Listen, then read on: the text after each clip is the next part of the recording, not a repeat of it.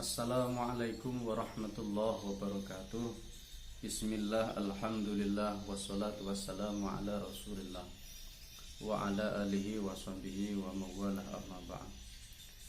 Segenap mahasiswa yang saya hormati, yang saya cintai, perkuliahan sesi ini kita akan membahas tafsir surah Al-Fatihah pada mata kuliah tafsir pendidikan atau tafsir tarbawi.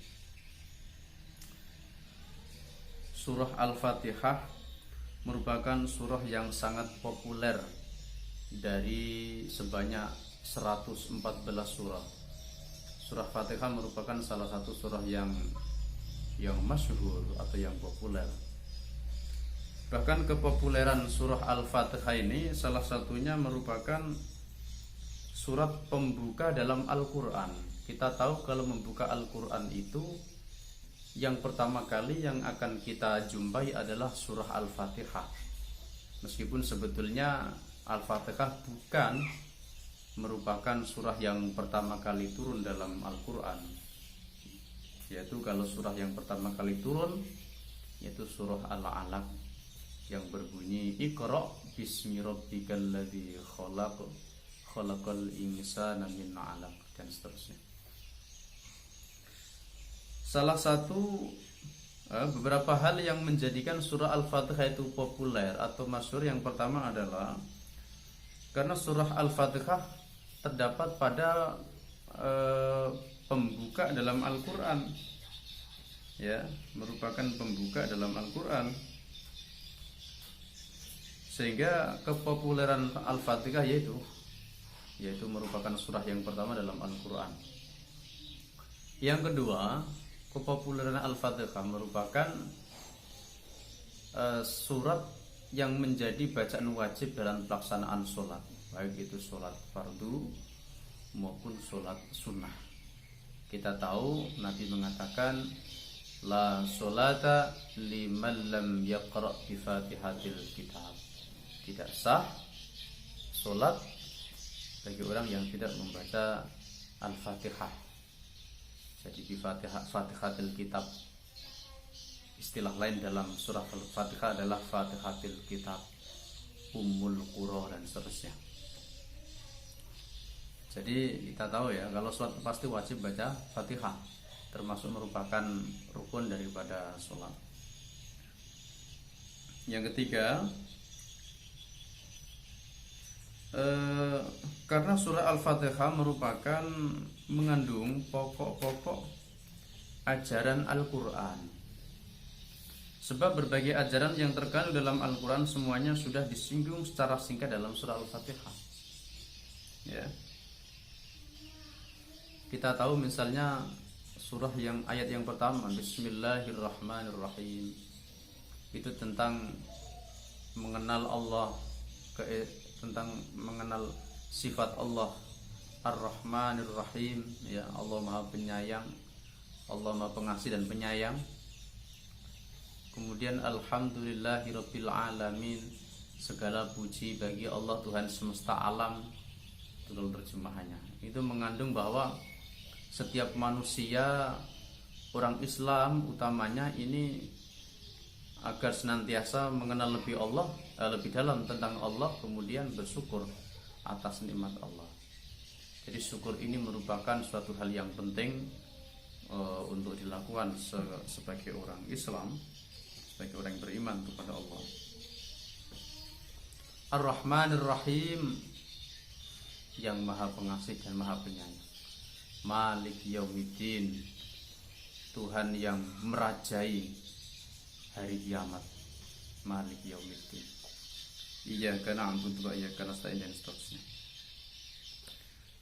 Bagaimana menurut para mufassir surah Al-Fatihah ini? Yang pertama, Ibnu Katsir, Al-Fatihah juga disebut dengan Fatihatul Kitab, yang artinya merupakan pembuka daripada kitab, yaitu Al-Quran. Banyak istilah-istilah lain yang dinisbatkan kepada surah Al-Fatihah.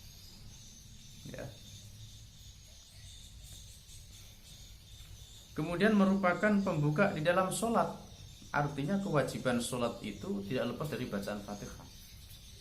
Sehingga jadi populer. Orang Islam itu pasti wajib menghafal surah Fatihah. Karena apa? Surat Fatihah harus dibaca dalam sholat.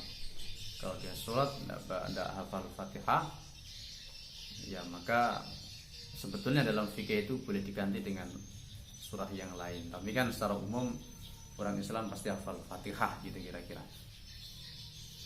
Maksud dalam fikih ini barangkali kalau ada orang yang baru masuk Islam kemudian dia hafal surat Fatihah, maka bisa diganti dengan ayat-ayat yang jumlahnya sama dengan Fatihah. Misalnya hanya hafal Bismillahirrahmanirrahim, dibaca sebanyak bacaan Fatihah selama Fatihah. Kalau Fatihah ini 7 ayat, ya udah Bismillah dibaca 7 kali saja. Dalam pandangan fikih seperti itu.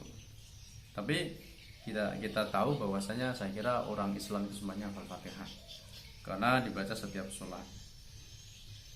Menurut jumhurul ulama, sebagaimana diriwayatkan dari Anas dan Hasan, juga disebutkan dengan istilah Ummul Qura, kemudian Ummul Kitab dan Sab'ul Mathani. Ini istilah lain daripada Fatihah.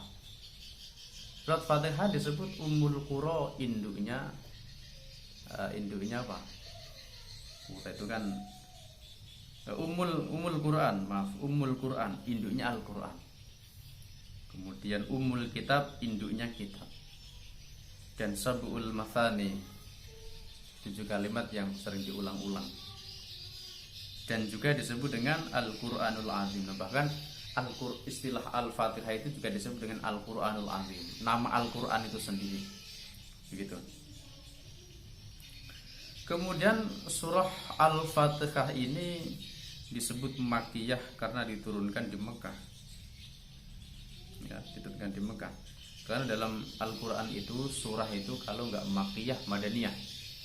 Kalau tidak surat yang turunnya di Mekah, ya turunnya di Madinah. Yang disebut dengan istilah ulumul Quran itu ada Makkiyah dan Madaniyah.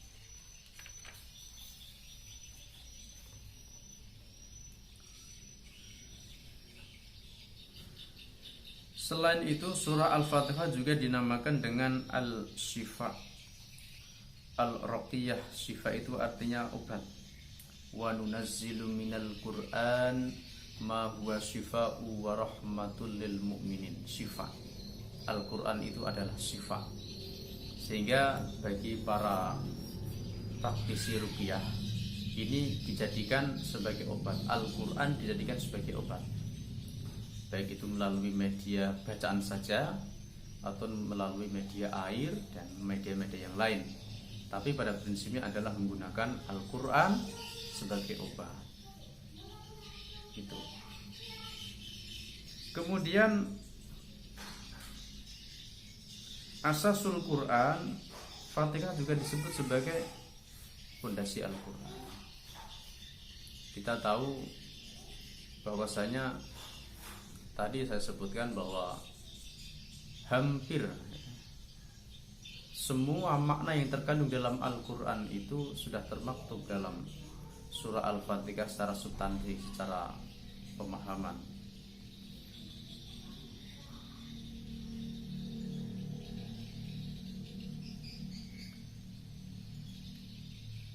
Al-Fatihah disebut sebagai syifa. Dalam hal ini diriwayatkan oleh Imam Ad-Darimi dari Abi Sa'id yang berbunyi, Fatihatul Kitab syifa'un min kulli sam. Surah Fatihah adalah obat dari setiap penyakit.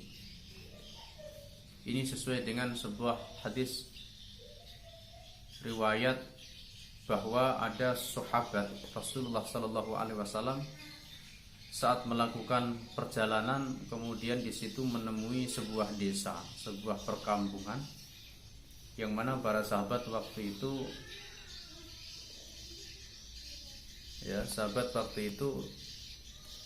meminta agar diberi jamuan, tapi oleh penduduk tidak dikasih. Kebetulan kepala sukunya, ketuanya desa itu disengat oleh binatang apa kalajengking apa itu ya, yang mempunyai racun. Maka sahabat tadi dapat penawaran, siapa yang bisa menyembuhkan ketua kami maka akan mendapatkan hadiah. Oleh sahabat dibacakan surah Fatihah, disuwuk lah bahasa Jawanya, dijampi-jampi dengan bacaan Fatihah. Atas izin Allah sembuh itu penyakit. Dari situ kemudian para sahabat itu diberi hadiah oleh kelompok tersebut, oleh sang raja. Nah, hadiah itu kemudian dilaporkan oleh Rasulullah, apakah boleh mengambil upah dari bacaan Al-Quran. Bahkan Rasul membolehkan. Sehingga ini para ulama fikih mengatakan bahwa mengambil upah dari hasil rupiah bacaan Al-Quran diperbolehkan. Jadi itu istilah Al-Quran yang mempunyai makna substansi syifa. Surat Fatihah juga sebagai syifa, bisa jadikan obat. Nah, jadi bisa dipraktikkan. Nanti kalau ada yang sakit, ya berwasilah dengan Al-Quran, bacaan Quran, niatan minta kesembuhan kepada Allah, bahwa hakikatnya yang menyembuhkan adalah Allah, bukan bacaannya. Termasuk dalam dunia medis kita harus yakin bukan dari obatnya, bukan dari dokternya, tapi kesembuhan itu dari Allah Subhanahu wa taala. Demikian kajian kita pada sesi ini, sedikit semoga bermanfaat. Wallahul muwaffiq ila aqwamit thoriq. Wassalamualaikum warahmatullahi wabarakatuh.